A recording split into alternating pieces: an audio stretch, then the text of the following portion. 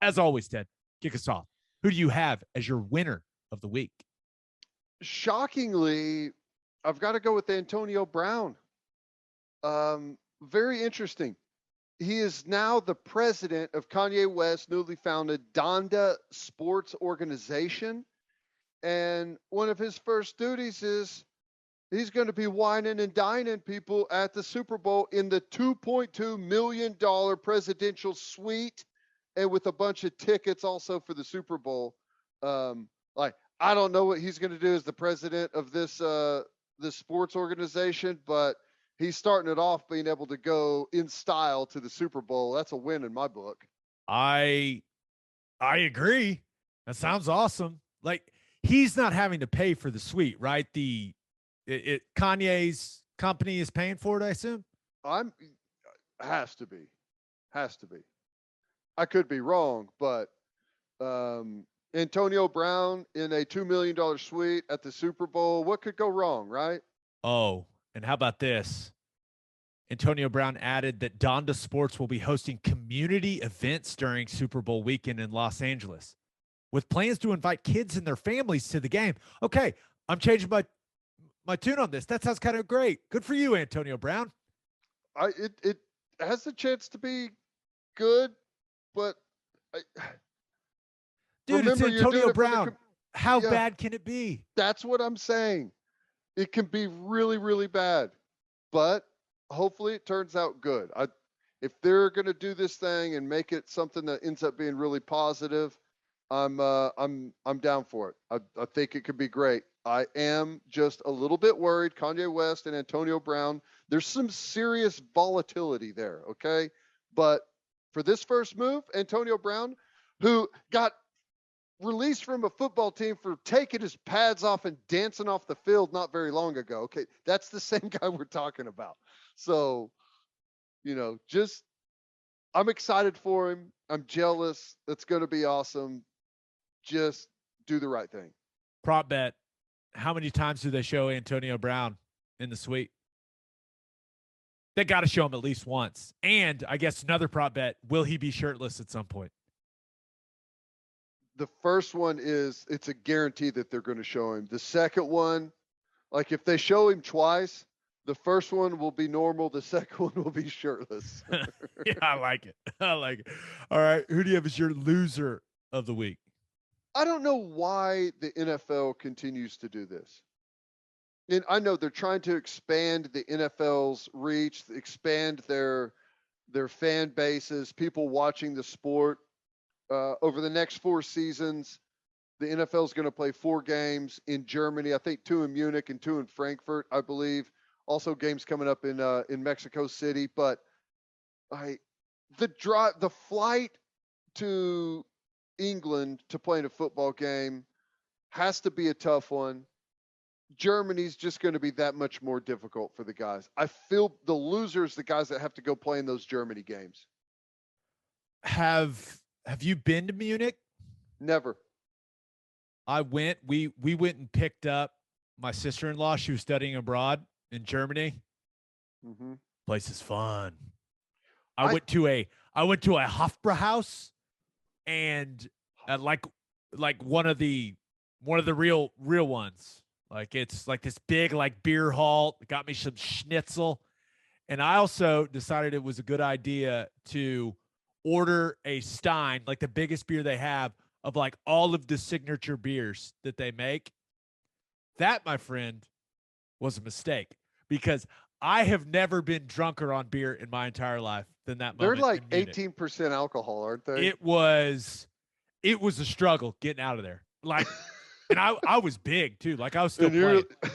I was, 305. It was I stood up and I was like, I've made a calculated mistake. But I bounced back. I didn't black out. Oh wow, that's amazing. It was whew.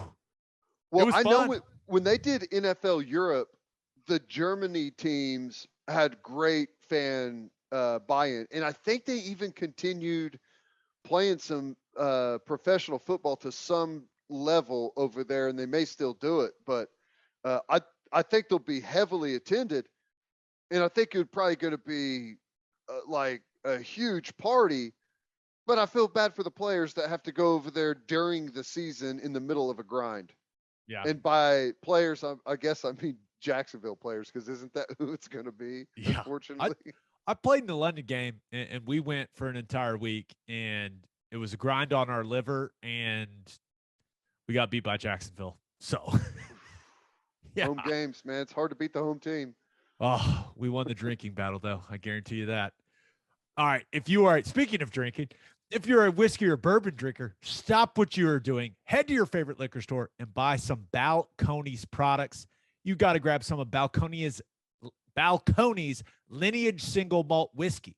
It was just voted one of the top 20 whiskeys in the world by Whiskey Advocate, and you'll be shocked by how affordable it is. Also, you got to snag some of Balcones Baby Blue Corn Whiskey. It's made from blue corn. That's the fancy corn. And that is why it has won more than 25 awards. Last but certainly not least, you got to buy some of Balcones Pot Still Bourbon. Its big flavors make it the perfect bourbon to drink year-round. In 2012, Balcones Single Malt won the Best in Glass competition, beating brands like Johnny Walker and Macallan. It became the first American distillery to win the competition. This stuff is the real deal, people. If you love great whiskey and bourbon at a great price, then Balcones products are the only way to go. The whiskey may be made in Texas, but the owners are from Oklahoma. To find a liquor store that has it, visit balconesdistilling.com. First Fidelity Bank is a full-service financial institution based in Oklahoma with tailored solutions for all of your personal and business needs, checking accounts, saving accounts, home loans, and much more. They do it all, whether it's online banking from your computer or mobile banking from your phone. Everything is stress-free with FFB.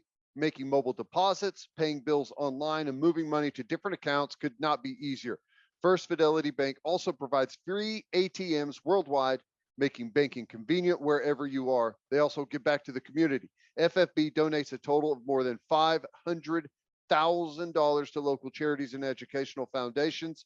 Make your life easier and go bank at First Fidelity Bank. Visit ffb.com for more information. All right, for my winner of the week, thought about going with Arkansas basketball. Knocked off number 1 Auburn. Head coach for the Hogs, Eric Musselman, took his shirt off in the celebration when the fans stormed the court. I don't know how he got it off. He had a sling on because he just had rotator cuff surgery, but somehow removed the shirt. How do we feel about that? Is that okay? Are we okay with that? Man, listen, college basketball needs anything that makes it more fun. That's right? True. It's an inferior product to the NBA. If the coach taking his shirt off makes it more fun and more entertaining, rip that bad boy off, Must Bus. Keep doing it. That's awesome. But for my winner of the week, by the way, did you see them storm the court? It was like a strobe light. That guy dunked and then oh, what a cool ending to that game. That was awesome. It's like the fastest court storming I've ever seen. It was almost impressive. As if they told everyone over the intercom, we're storming the court as soon as the final bucket. Everyone get ready, instead of telling them to stay off the court. That was pretty cool. Yeah, I respect the efficiency. I'm sure they got a fine coming their way, but I'm sure Arkansas is like, if you're going to earn it, earn it. Absolutely. Right? But my winner of the week, Kyler Murray, I think all publicity is good publicity. Yeah, I can say that word. Publicity, right? Yeah, absolutely. It's amazing what you can do just by unfollowing someone.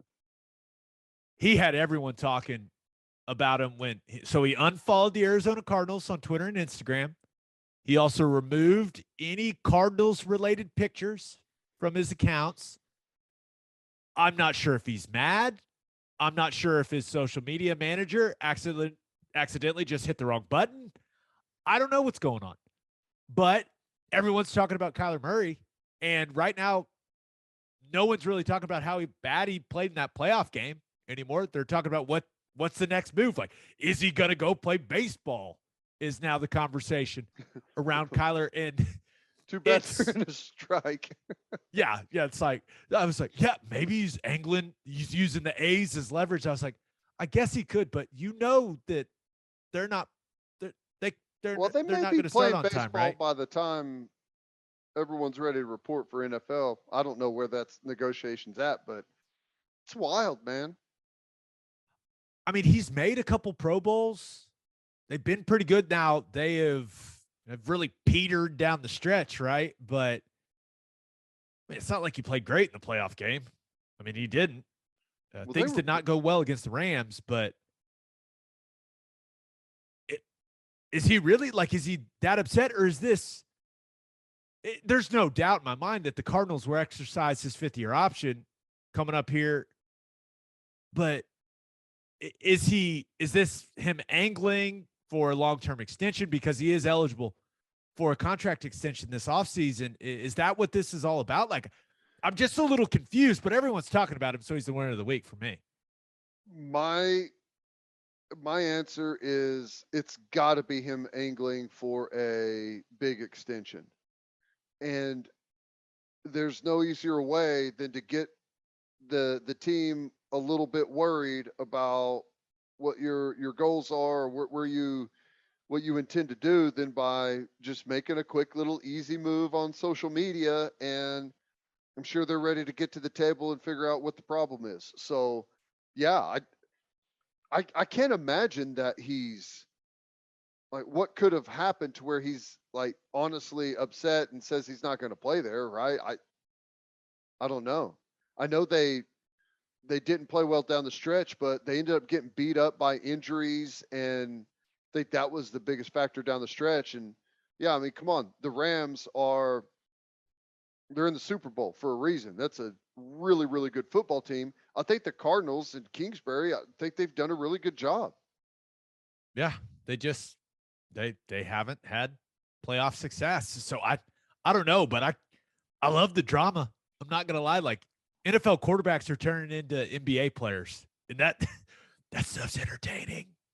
The baseball thing is awesome too. I would love if he tried to pull the baseball card. That would be amazing. That'd give us a lot of content. Do it, Kyler. Do it. All right, for my loser of the week, thought about going with Oklahoma City Thunder fans, and I include myself in that. So lost to the Raptors on Wednesday night, but went to the game Monday night. And Klay Thompson, he did it again. He ripped our hearts out on Monday night, hit a couple dagger threes late in that game to put the Thunder away. Gave us all flashbacks of Game 6 in 2016. I literally, he hit the first one, and I, shivered a little bit. I was like, oh. And then he hit the next one, and I was like, oh. It was painful. It's good to see him out there. He's so likable. It's good to see him out there again. He's had the ACL, and before that it was the Achilles. It's been a rough ride for Klay Thompson. But it hurt my soul watching him hit shots in that building again. Am I crazy, or did he hit 11 threes in that game? Is that the number he hit? It was something absurd like that. Just think about the butterfly effect if he doesn't have that insane game in Game 6 in 2016. What happens with Golden State? What happens with the Oklahoma City Thunder? That game, it totally changed the entire landscape of the NBA. All of it. That one game. It's crazy. Yeah. He had 41 points. Awesome. 14 of 31 from the field. He was 11 of 18 from three. It's insane. Okay, that's enough about that. Brutal. Also thought about going with whoever stole Perrion Winfrey's stuff in Dallas. Yeah, what the heck's going on with that? Hopefully, Perrion is scheduled to join us on Sunday. Hopefully, he has his stuff by then. But I don't know if this person knows anything about Perrion Winfrey. But he's pretty high on the list of people for me that I would not steal stuff from. I'm just saying. He's a big, scary man. I'm out. So, and also, what are you going to do with it? You can't sell it to a memorabilia place. They're like, hey, where'd you get this? Oh, I stole it from him. It's like, oh, then he's going to come looking for me. No. I'm out. This is the bad thing. It's probably someone that I don't know how it got stolen, but probably grabbed it before they knew what it was. And by the time they figured out what it was, it's like, I can't have this, and just dumped it somewhere. So I don't know. I hope he gets it back, but I hope he doesn't kill someone in that process. Yeah, seems like a bad idea. Perry will be smart about it. He'll be smart about it. There's no doubt, but give him his stuff back, you thief. Yeah, that sucks because he won the MVP, man. Yeah, and he had the jersey signed by all the other guys in the game. Like, thieves are the worst. Okay, but my loser of the week. This is a personal one. Okay. Okay. So my loser of the week is me because my mental well-being right now, heading into this weekend, we're not in a good place, Ted. We are not in a good place. So let me break it down. Let me explain it for you. We are going to Colorado tomorrow. Okay. I will be skiing for the first time in my entire life this weekend. I went and got all the gear, so at least I'll be looking good. I'll be warm, right? Got the jacket, got the gloves, base layer. We're good. Goggles, helmet. I'm looking good. Nothing too obnoxious. Simple blacks and grays. Blacks and grays. Smart. That's what my ski gear is. But so I went to River Sport OKC. They've got like a ski simulator in there. I was like, I want to get on some skis just to feel what it feels like. And it's like it's basically a gigantic treadmill that they can change the angle on. And it's like misted turf that's supposed to feel like snow. So I go to River Sport OKC. I'm getting some pointers from the guy that's running the machine. Shout out to that guy. He said he listens to the pod. You're the awesome. man, dude. But I'm on there. I'm doing it. Fell once, trying some things, right? Fell once. I was a little heavy, I think, kind of stuck every once in a while, but got some confidence. I was like, okay, I think when we get on snow, because I was with a bunch of people that have skied before, and they're like, this is actually harder than skiing. Like, skiing isn't this hard on your legs, because I basically had to pizza real hard because I was so heavy to get me up the little conveyor belt. And that way I could come down and, try some turns and things like that. But then this week, I watched Mikaela Shiffrin. And this woman is like the best slalom skier in the world, and maybe the best slalom skier ever. She couldn't even stay on the course.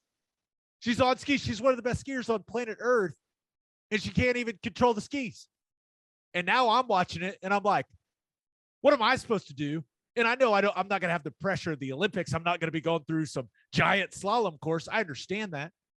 But I see that, and I'm like, this looks really hard. I had the confidence. I was going into it. I was like, let's roll. I'm going to kill this.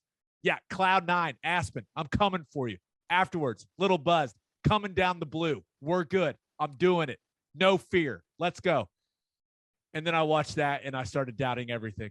I was like, if she can't do it, I had it in my mind it was going to go very well. And then I saw her sit there for she sat there for like 15 minutes contemplating her life. What'd she say? This makes me second guess like the last 15 years was the quote in the post-race interview. Yeah, you're going to be fine. Don't worry about that. What they're doing it's not even close to the same thing you're going to be doing. I know that, but don't even watch that. You should not even look at that. Okay. You should not do that at all. And my first piece of advice is, have you been to Aspen before? This is your first time skiing, so you've never skied there, right? I've only been there in the summer. I've never been when it's snowing. You stay at Snowmass. Do not go to, was it Ajax and Highland Park? Is that the other two right next to the town? I was told that I will be starting with our instructor on Buttermilk. I don't know what that Buttermilk's great means. too. Buttermilk is great too. That's a good place. Okay. That's where you guys, that's where That's where I live. You live at Buttermilk or Snowmass. Ajax, or I think the other one's Highland something. That's tough. You go slow. Give it time. It's going to take you a while to just get your legs under you and understand it. You're going to have an instructor that's going to be good and get you going, but just slow play it.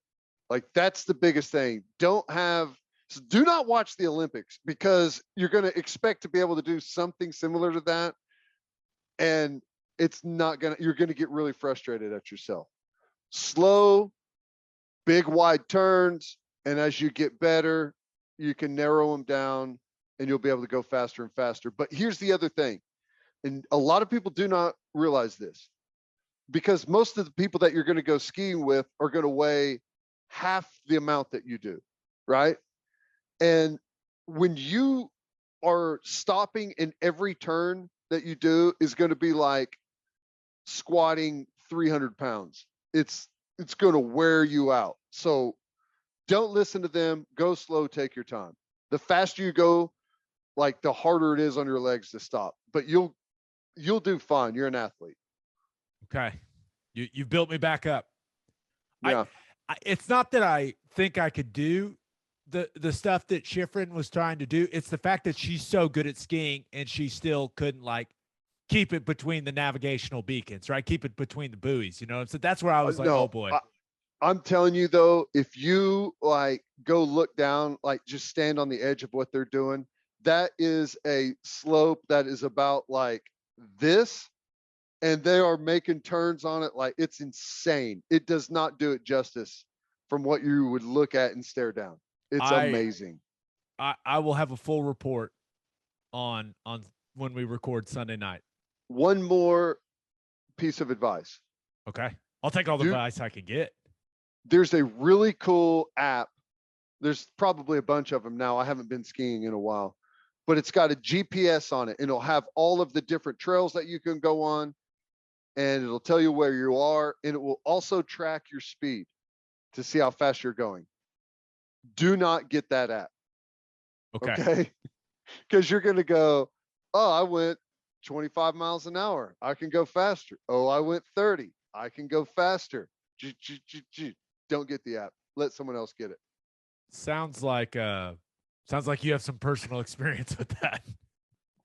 I do. I tend to get a little bit extreme in most things that I do. Snow skiing is another one. And my ability is not nearly what I sometimes think it is. Okay. Well, I'm going to try my best. And I literally have one goal. Don't get hurt. No injuries. So that's literally my only goal. So that is, I will do whatever I have to do to get down the mountain safely. I will take my sweet ass time if I have to. I'm not embarrassed. It's going to be me and the 5-year-olds hanging out. It's going to be great. You'll do fine. Keep it smooth. No big expectations, and you'll have fun. Okay. It'll be great. Just send me the invoice for that therapy session. I'll pay it.